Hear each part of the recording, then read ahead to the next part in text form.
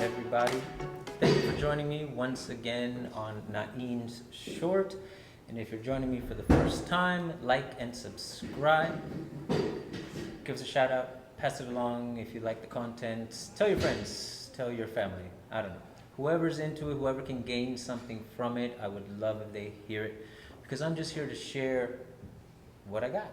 And there's a lot of crazy concepts and ideas that rattle around in here. And I'm just putting them out there, and hopefully they help somebody grow their training and their mentality, their process of getting information. Because as we've said before, everyone has their own way. I'm not here to tell you one is better than the other. I'm just posing questions and thinking of ideas. So before we get going, I just want to remind you that we're here in the basement of Physique Magnifique, 387 Grand Avenue. This is our home. The owners here have been great to us. They opened their doors and invited us in, and now we're the family members that just simply won't leave. So we're asking you guys to come and join us so then we can at least help them out somehow. So if you're ever in the area, come on down, check us out, see if there's anything that we can do for you, or if you just want to hang out and pick our brains, we'd love that as well. So now, the topic today, triangle footwork. Well, actually, that's where the topic started. It was an idea. We've all done it. Anyone who's practiced any FMA has done triangle footwork, myself included. Is the female triangle, open like a V, and the male triangle, which usually goes to a point. So here. But often, we only do those two sides, but yet a triangle is three. Now, Kuyadani, creator of the Bladed Mind, he does have exercises where we close the triangle completely. And even on the female side. And we add various details to it to make sure that we get a good exercise, we get a stretch, we open up everything and get along. And it's very useful for that. Beyond that, what do we get from the footwork? Well, we get a good balance of our feet, how to move quickly, how to shift. But most of us have heard this, at least I have, and I think many of the FMA practitioners that we know will tell you no one fights that way. So again, it's a great exercise. But I started thinking, nobody fights that way. Triangles, strongest naturally occurring geometric shape. How do you turn that idea of the triangle into a concept for the art, for fighting, for any of the things that you do now combatively? And then I started thinking, well, a triangle is a two-dimensional shape. And maybe that's why it doesn't work in application, is because we only think of it as a flat thing. But we're three-dimensional. We have depth, we move in and out, we move forward, we move back, we move around. So that means that if we're going to use the triangle as a concept for movement, for action, for whatever it is that we need it to become, or better yet, understand, then we need to think of it as a three-dimensional shape. And for those of you who've been keeping up, that's a pyramid. A pyramid has multiple sides, but ultimately it's just a bunch of triangles put together that create depth and weight. And that's how we've kind of come up with this concept, in that now we have to figure out where does that triangle extend from. And this is going to look a little silly, but bear with me. 2 legs, 2 arms. It doesn't look right, I know. But here are the points of the triangle, of the pyramid in 3 dimensions. And it goes towards our center. Our center of mass is very important in the things that we do in martial arts.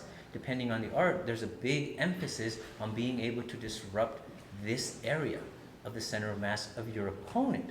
So in one idea, knowing and understanding where those lines come together, you're able to utilize that idea to throw your opponent off guard or know where to attack, because it's still part of your center line. Now, let me give you another visual.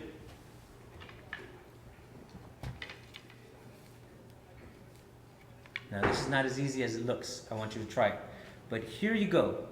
If you notice, this is the pyramid towards my center line. Now, there are 4 sides to it, but more often than not, just like in our footwork, we neglect the base. The base is the part in front. This end here.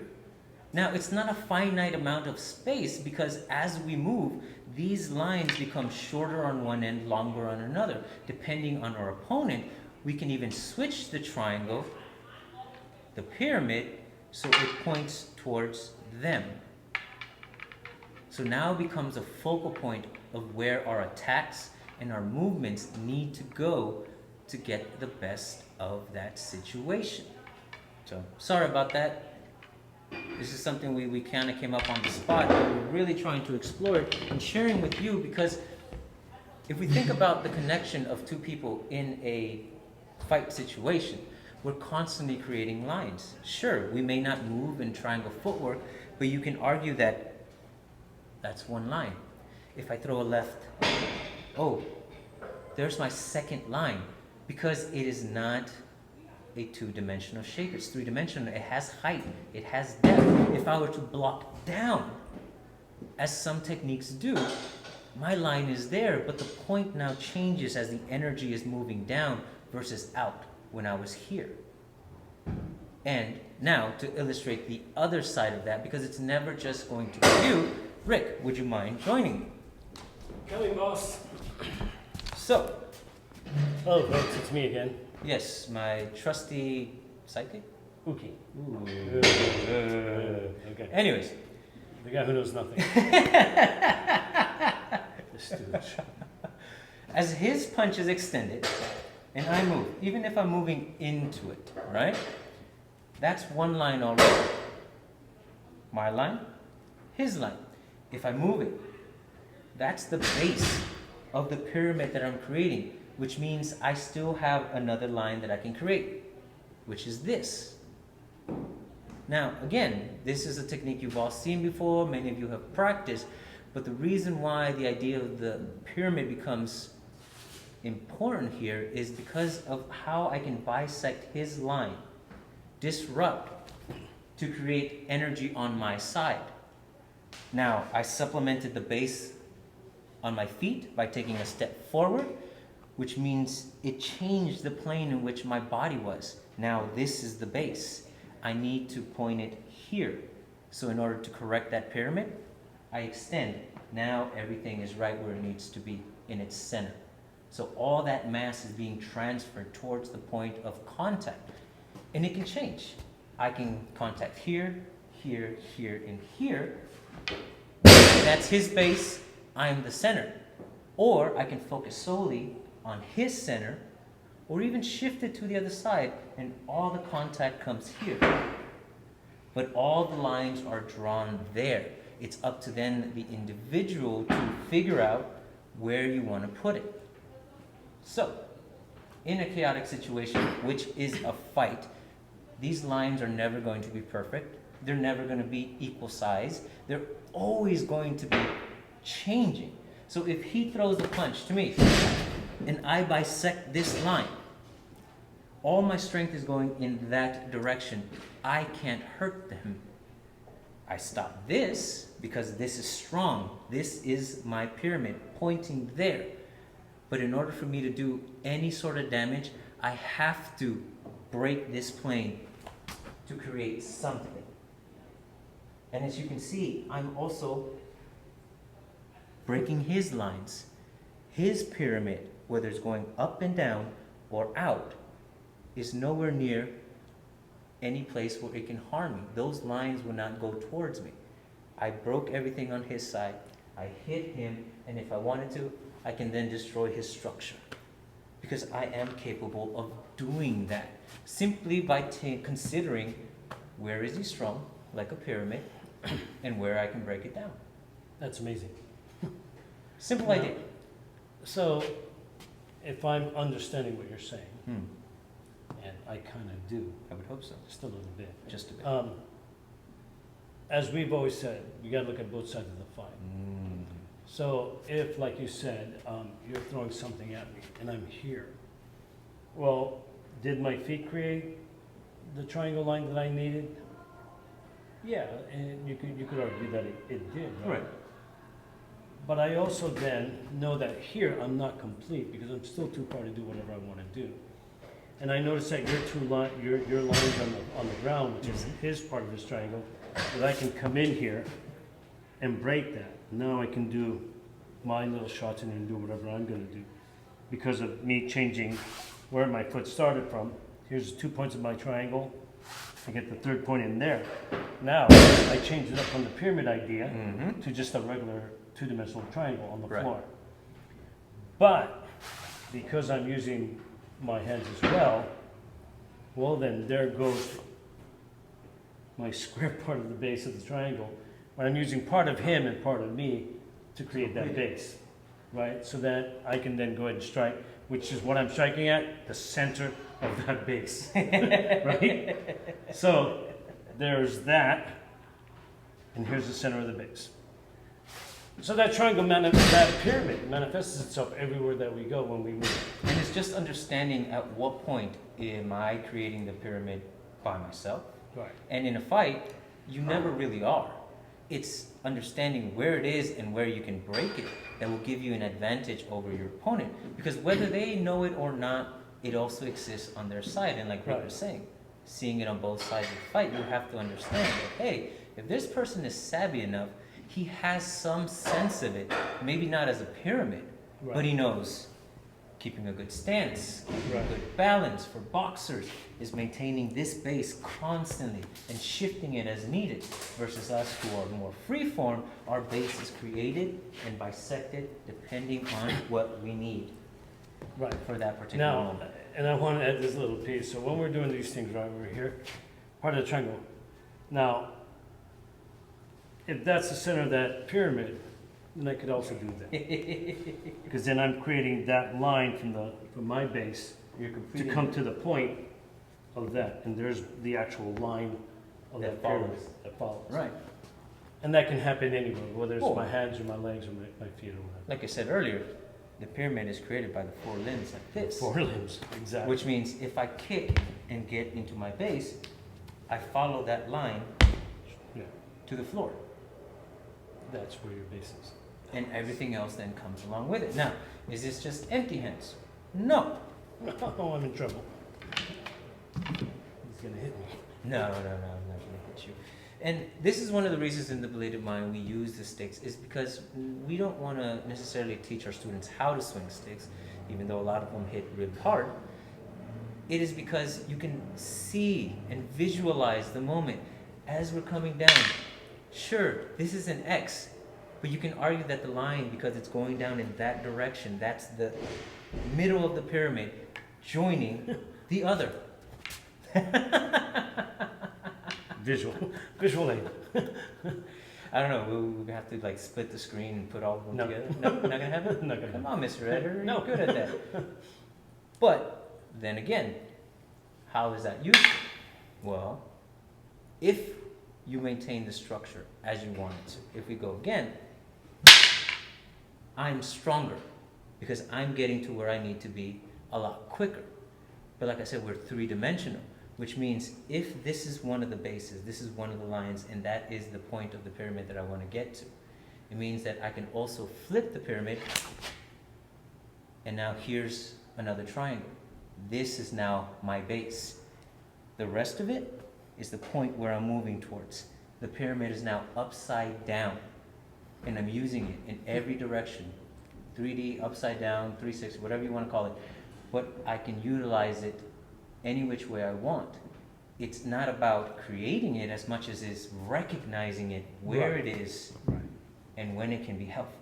Yeah, it's looking for the shapes to give you what you need, and understanding that if I were to look at my opponent and I visualize a triangle on him, or even just the base, which is the four lines, my X then completes that pyramid as I'm looking at it from here.